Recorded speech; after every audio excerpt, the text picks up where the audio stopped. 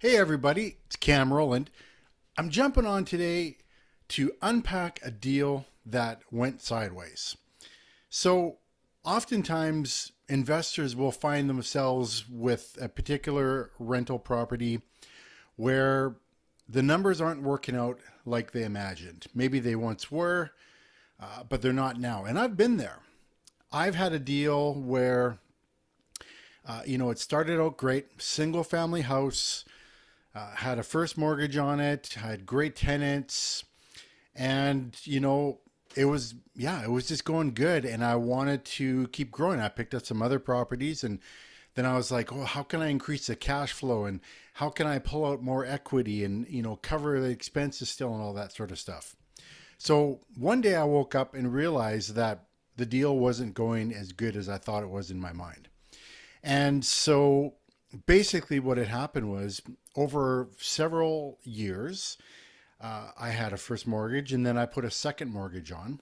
Initially, I had some great tenants, and then I had a couple tenants that weren't good. And then the expenses on the property, like the maintenance, a plugged toilet, a furnace, a couple other things went wrong. And it's like a lot of money out of my pocket that I didn't have enough for. And all of a sudden, it was like I'm having trouble keeping up with my payments, right? Had a vacancy, trouble keeping up on taxes. So yeah, all of a sudden I found myself with a property, a rental property. Innocently, I got to this point where, I had two mortgage payments. Of course, I had my taxes to pay and insurance, and then I had a vacancy, and then a bunch of those maintenance issues that I was talking about, and it wasn't going well. I was having to put some of my own money back into the deal just to keep it floating. This is where a lot of people uh, with not enough experience, like myself at the time, can get themselves into trouble. And then, so a tenant moves out, maybe they were stopped paying, maybe they stopped paying rent, and you're like, I got to get this thing filled ASAP to get the cash flow going again. And then you might put in a tenant that you otherwise wouldn't say yes to. You might put them in there, and just because they say they got money, and it's like, okay, and then you get a tenant and they're not paying, compounds the issue. So I've met with hundreds of investors over the years who have told me stories about just like this experience, what I went through. So what I want to do today is I want to share with you the solutions to this problem.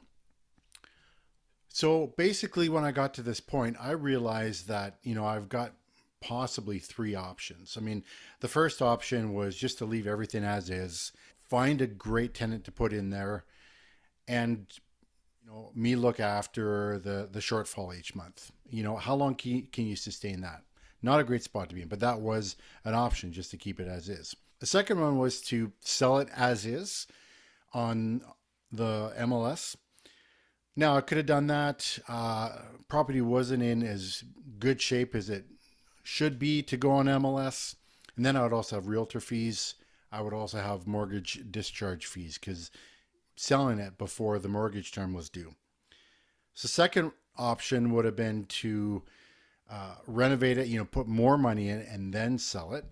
So, my third option is to turn my own property into a lease option where I find a qualified tenant buyer who, really is the cream of the crop of renters, meaning that, they can afford a mortgage, they can afford a mortgage payments, uh, but they can't yet qualify for a mortgage. So I'll get into that a little bit later, all the details of that.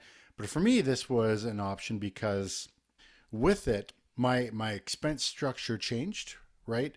My tenants become responsible for repairs.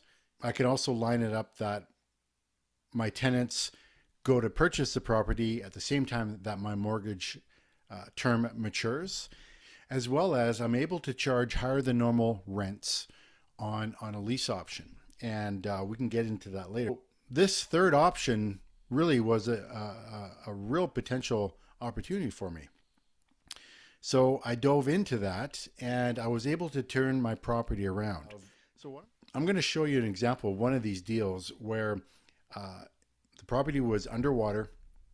trouble making payments, couldn't sell it for a great price, and applying these different principles and actually looking at the numbers to see what the potential is here and why this opportunity of doing a lease option on a property is a fantastic solution to regain a great position on the property, to make it cash flow again, and to get all your capital out that you put into the deal. All right, so here is an example of what I was talking about before. We're actually going to run through a bunch of numbers. So this is a friend of mine's property. We were just recently talking about this. So basically, my friend had a property that he had hired a property management company to look after. And all of a sudden, he realized that the deal wasn't going as planned and they weren't taking care of his property. So he essentially took the keys back and said, I'm going to deal with it myself. Got in there and wasn't happy with what he found, but it is what it is. And now he's figuring out. So these are the numbers that he shared with me of his current property. So he picked it up about 18 months ago for $175,000. Got a 80% loan to value mortgage, came up with 20% down. So he's into it for 35 plus 2,500 closing costs. So total into it for 3,500. Now, the idea was that he had someone buying it off him in the future at 175 grand. So basically the same price that he paid for it. But what was attractive was that he was going to be receiving excellent cash flow for the full term. And what he found out was, and this is what kind of tipped the iceberg for him, was that the buyer he had lined up for the property had backed completely out of the deal and was no longer going to purchase it for 175. So he gets into the property and realizes, oh, wow, it's not in great shape and it's also vacant. He realizes that he is underwater because it's not worth 175 anymore, right? And so, this is some of the cash flow numbers that were projected, but we're not going to go into that. The basics of what I want to see, what I want to show you here is that he thought that it was worth 175 and he was going to sell it after about 2-3 years for 175 and make a decent return on his money and have the property management company to look after it. But that whole plan just completely fell through. So he's left holding this. What are his options, right? So we're going to go into some options here.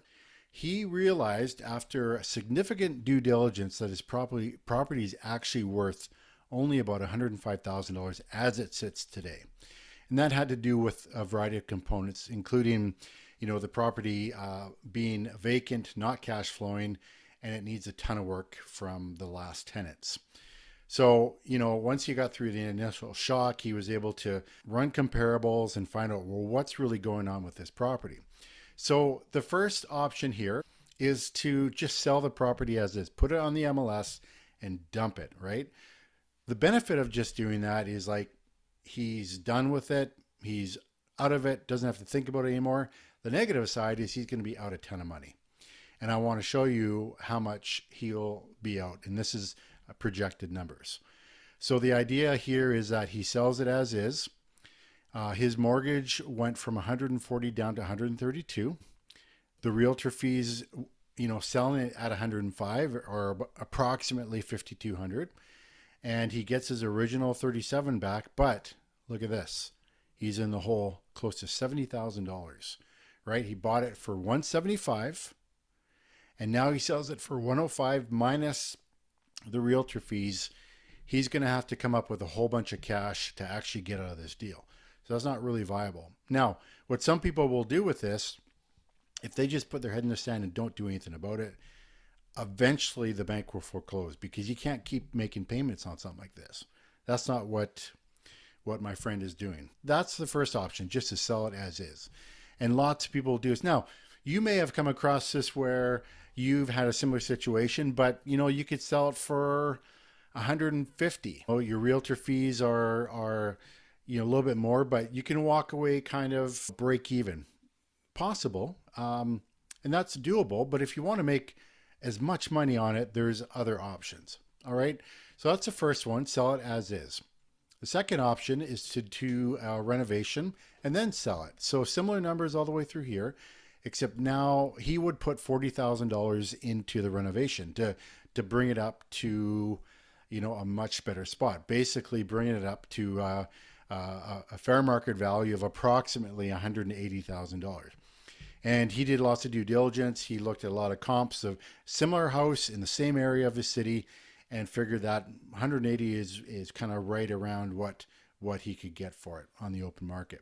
So again, the mortgage is at the same amount, but because he's selling it for more, the realtor cost is going to be a little bit more. Okay, so if he sells it for 180, the mortgage gets paid off first.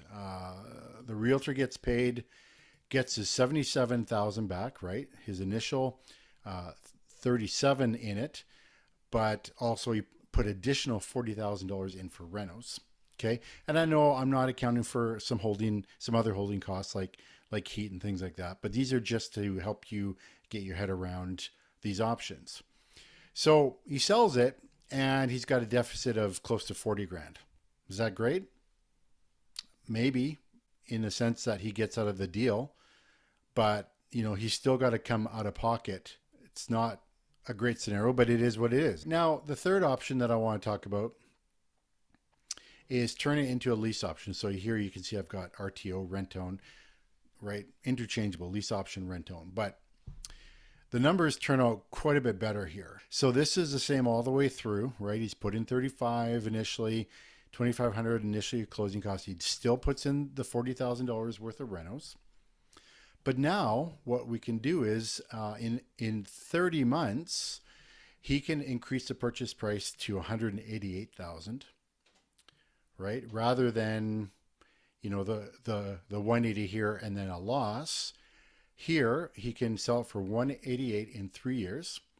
The mortgage paydown has continued to grow in his favor.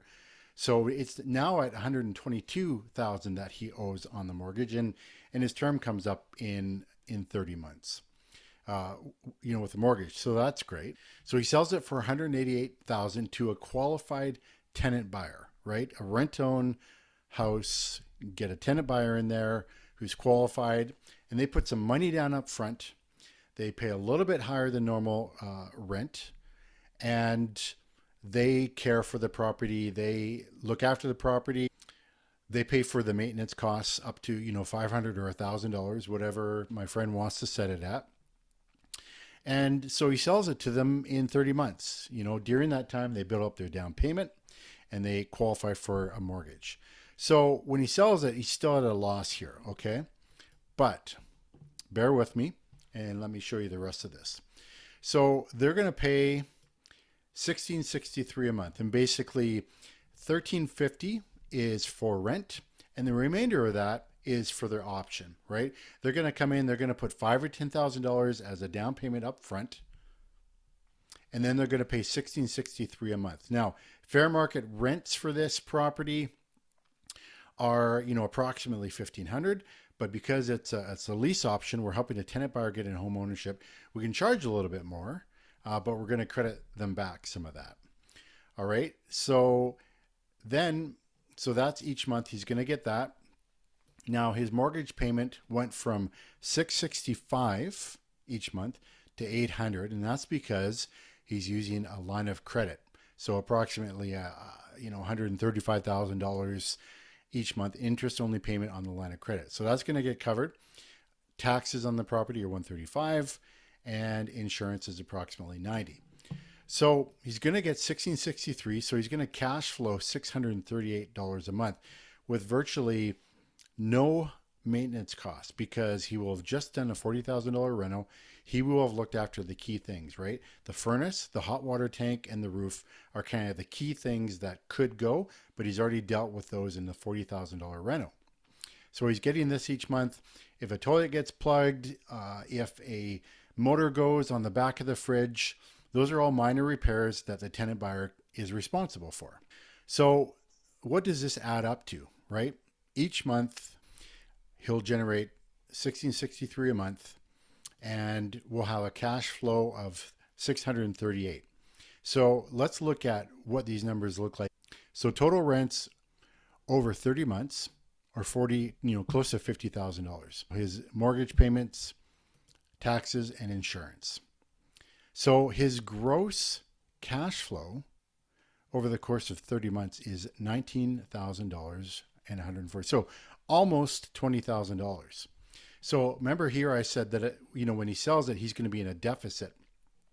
Well, here what he can do is he can be adding this up, and this offsets that deficit. So when the whole deal is done, he will have $7,640. So is it worth it? I mean, for $7,640, when you're starting out a deal and you go I'm only going to make 7,640, you probably wouldn't do the deal. It's 3% return. That's a lot of work for 3% return. But it's way better than the alternative. The alternative here is to either lose $70,000 doing a fire sale now, or losing, $40,000 with a bunch of work.